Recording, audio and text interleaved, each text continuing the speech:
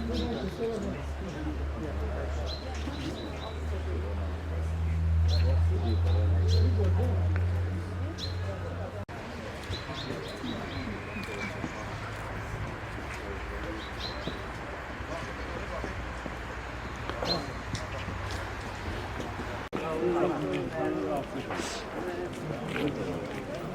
tabii herkes kendi anlamına göre yapıyor.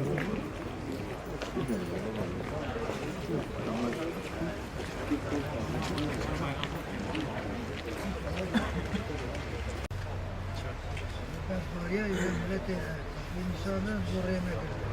Ama bu esnafına akıl kadiyor. Çünkü kadiyo akıl kadiyo zeyla da iyice hukuk kadiyo.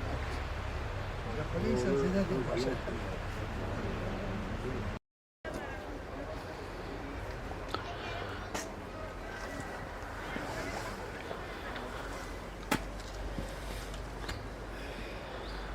إننا سمعنا الله ينادي للإيمان أن آمنوا بربكم فآمنا ربنا فاغفر لنا ذنوبنا وكفر عنا سيئاتنا